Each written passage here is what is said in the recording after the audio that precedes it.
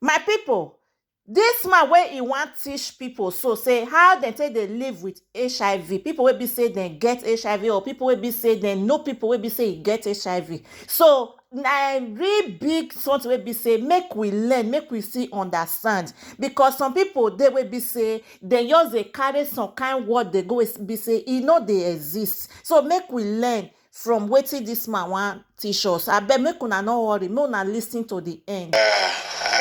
As of today, I've been able to be living with this virus for 31 years today. No. Yes, that's approximately since 1993. Oh, wow. Yes. Thank you so much, sir. I need to ask, first of all, can we ask how old you are, please? I'm 63. Oh, wow. The 1st of June this year, I was 63. Okay, so I think the first question that comes to mind is, how did you contract this virus? Well, it's a long story, but let me summarize everything. It was a kind of maladjusted home kind of issue that I had then. There was no bliss in the home. So the first experiment of going outside my matrimonial home, that was how it happened. I did not contact my own or contract it through lumps of Balsamovita, like some other people will claim.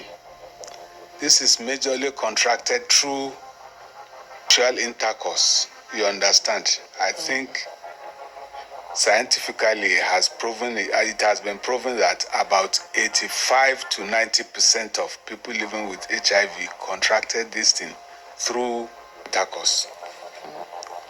Okay, at the time, first of all, I need to even know, what was your initial reaction when you found out that, oh, I'm HIV positive? The initial reaction was that of every human being, that, oh, I've known the day. So, to make matters even worse, I went to a hospital where I was told by one of the health workers then that, Ogbeni, you've come to the end of the road. People who have this infection live for 6 months. The highest you can live now is maybe 12 months, and you'll be normal. Because I had been cancelled and informed that the story wasn't what people were saying, that if I can lay my hands on the antiretroviral drugs, I'll be able to live my normal, productive life. Yes. Okay, so you mentioned that you contracted this through because Yes. you had an affair while you were married. Yes. And you contracted this. Yes. So, first of all, I think I have two questions from that. Did you go back to this person that you had slept with at the time to say, see, I have this virus, I think I got it from you? Did you ever have the conversation with that person? Yes. I went back for restitution. I went back to make amends. You understand? I'm sorry that my diction is not too good. No, it's okay. Don't worry about that. Please forgive me for that. Went back to my partner and told her that this is the situation I found myself. She said, how come? I said, well, this thing happened when we had quarrel at home. And since I had been trying to calm you down and, pacify you, beg for your forgiveness, and you refused, I was forced to go out. Now it has happened. So the next thing is for her to just move away from the home, pack everything, including the children at home, and they left me. Oh, wow.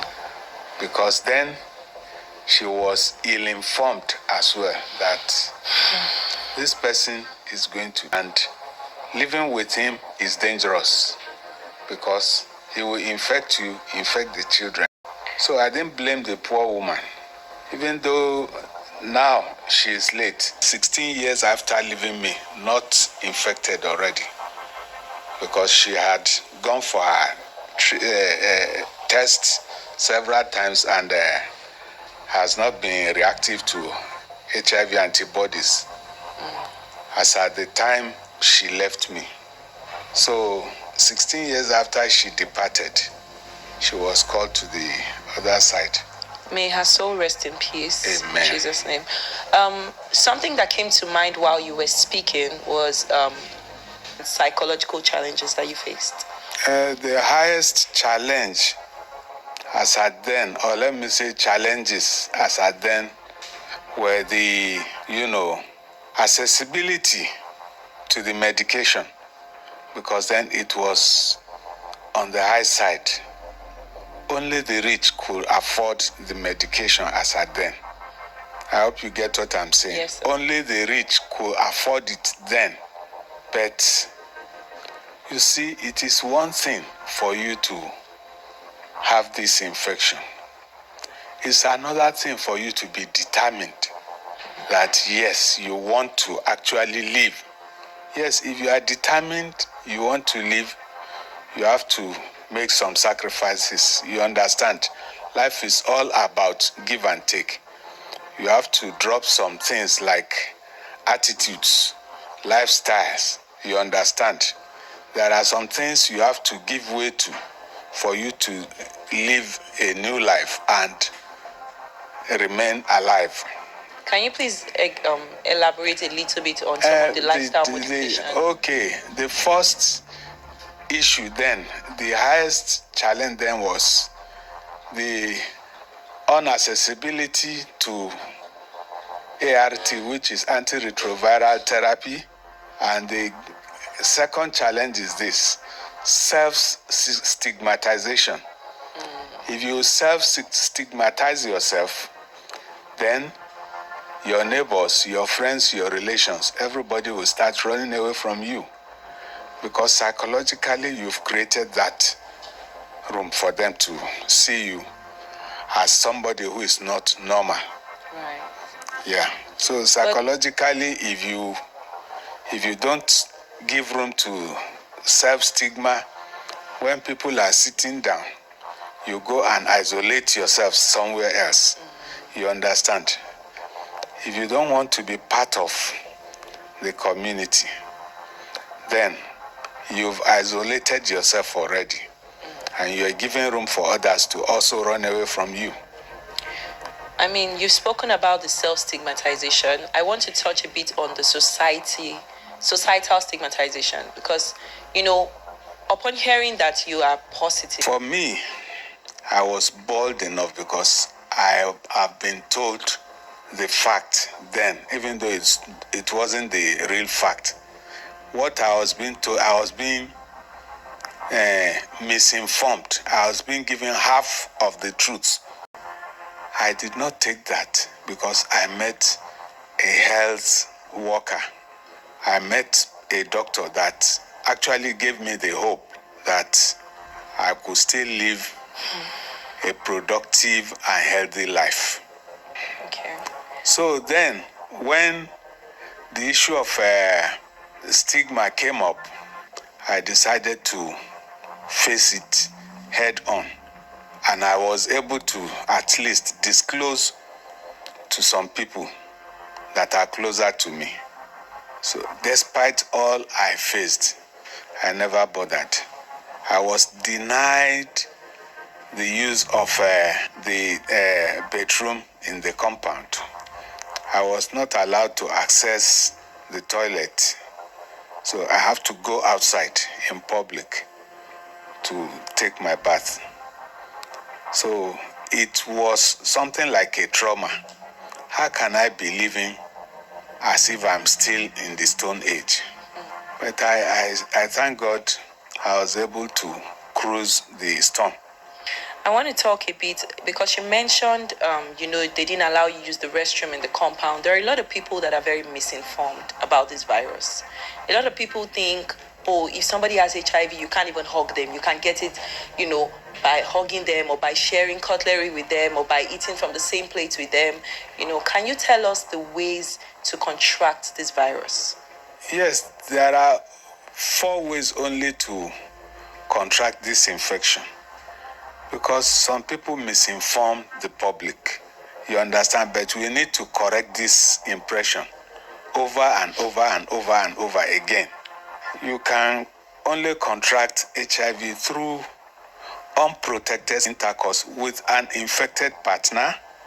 You can contract this infection through sharing of infected, unsterilized sharp objects. This infection can be contracted also through transfusion of infected, unscreened blood transfusion. You understand? And the fourth route is through an infected mother to her unborn child while the child is still in the womb, as at the time of delivery or after delivery when breastfeeding the child. These are the only four routes. You cannot infect someone because you had a handshake, or because you share same spoon, or because you share same chair or bedroom. You cannot contract HIV even through insect bites like mosquitoes, bed bugs, and all that. There's this misconception. People think that you can contract HIV through saliva. A lot of people think, oh, if you kiss somebody that has this virus, you can get it. Is this possible? Yes, please. This is a very technical issue, but I will give you my own little knowledge about it. I have somebody I can call now who is my prof in this line. You understand? So that he can elaborate more. But from the little things I learned from the issue of contracting HIV through saliva. One, it's been proven that an infected partner, if he or she has a sore in the mouth, and the other partner too had another sore in his or her mouth, you understand? This can be transmitted through this source. That is one. Two, it is also believed that if you have to pass HIV through saliva, then you must be able to transfer 5 whole liters of spit. Is it possible? Absolutely not. No. You have to pass 5 liters of saliva to your partner. So I think you that is passing the saliva, make your judgment. Right. I think you will be dry, if I'm not mistaken. Okay, I would like to know, upon contracting this virus, what are the earliest symptoms that somebody would face at the beginning? Because I know that there's a difference between HIV and AIDS. Yes. Right, so we're going to get to that. But still speaking about HIV, what are the earliest symptoms that people would see? First, you look out for persistent fever, progressive weight loss of more than 40 to 60 kg. You understand? Then you look out for loss of appetite, uncontrollable cough that comes, go, and then return. You understand? You treat cough and it now relapses. These are some of the symptoms. We still have diarrhea and other things. You understand? Skin rash and so on and so forth. I think there's also one thing that a lot of people are confused about. If somebody was to sleep with an infected person or use a sharp object that has been infected, what is the incubation period in terms of like testing?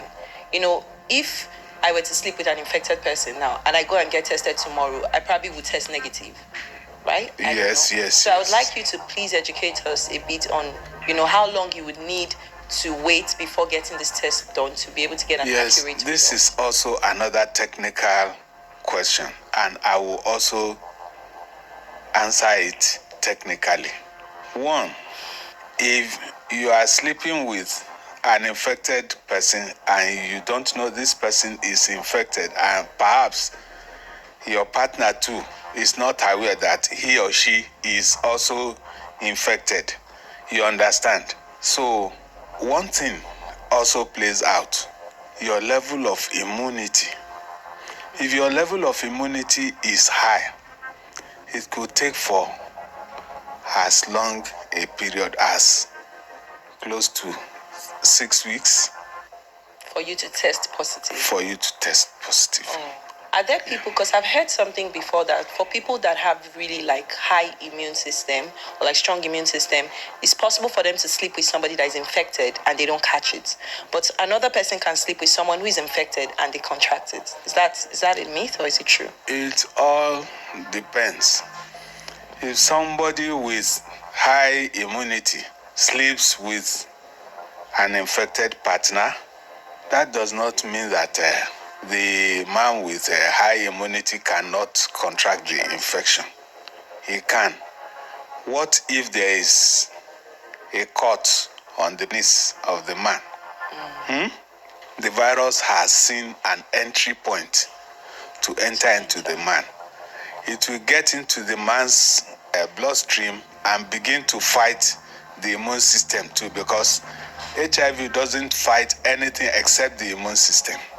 It kills the immune system before it now destroys you. Okay, so I want us to move to the difference between HIV and AIDS. Okay? At what point does it become AIDS? Yes, HIV is the human immunodeficiency virus.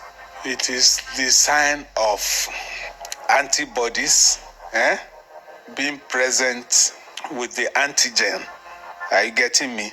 Yes, sir. So the antibodies is a sign that a stranger has gotten into entered. the system. You understand? A stranger has entered into the arena. So a lot of things will start happening, because the virus knows that with the high immune system, it is in trouble. The immune system will be fighting it out. But the only thing the virus could do is kill the immune system so that it could have an upper hand to destroy other organs of the body. Yes. So when there is no treatment, you understand, and the virus becomes more powerful, what we call high viremia, the virus now begins to destroy the immune system the more. By the time the immune system becomes powerless, that is a sign of what we call AIDS. no, it's not yet AIDS. It's getting to AIDS defining stage. Okay. So if the immune system now maybe from 1,500 now dropped to the patient now is presenting with more than 5 different kinds of to swallow is part of it. You understand? Loss of weight and severe fever and other things will come up. So many things. Yeah. A lot of people are very confused about, how long should they wait after they've sex to get tested in order to be able to get the accurate results? And also, do they have to do this testing multiple times, or is one time enough? Thank you for that question. Immediately you had the experience, please, the test should be conducted for some reasons, safety reasons even, for both parties, because if somebody is infected, the person might not know immediately. So if the person is not reactive to antibodies after the first test, the person will be asked to come back in 6 weeks' time to repeat the test. Okay. Then after the first 6 weeks, if the person still comes with non-reactive to antibodies, the person will be asked to come back in 3 months' time. Then after that, repetition will come 6 months afterwards. Okay. Then it becomes a routine. Because it is even safer when people go out to have their HIV test. It's the most important thing. Okay. I want to touch back on how this virus affects relationships. So you had mentioned earlier that when you contracted yours, you had told your wife and she left the house with the kids. Were you able to remarry? Did it affect, talking to supposed partners or? Yes, I was able to get another partner. That's 12 years after. 12 years. Yes, 12 years after. I was able to get another partner, and this is how it goes. Because if you want to put an end truly to HIV and AIDS worldwide, you have to confine the movement of this virus to a particular place so that it will not go beyond. So if you leave the confines of HIV-infected people and you go and get an innocent partner outside, you are still destroying the society. You are transmitting the infection here and there. So you are destroying the society. But if you want to get a partner, you look for somebody who is also accessing treatment. Because this virus has destroyed several homes. It has become an emotional thing worldwide, not only in Nigeria, because many homes have been broken. A lot of things happened. Many people lost their means of livelihood because of this infection. Yes. I was formerly a teacher, so I was asked honorably to stop coming to the school. Really? Yes. I had to, because the proprietor of my school said parents are complaining that I'm not looking well, so he will not want his customers to withdraw their wards away from the school because of my recent outlook. You understand? So I honorably left the job too. I'm so sorry you had to go through that. Were you able to get another job, or was it difficult to get another job? It was somehow difficult. It wasn't as much difficult, but I've been able to fix myself up as a counselor. Yes, as a counselor. So I have something doing as at now.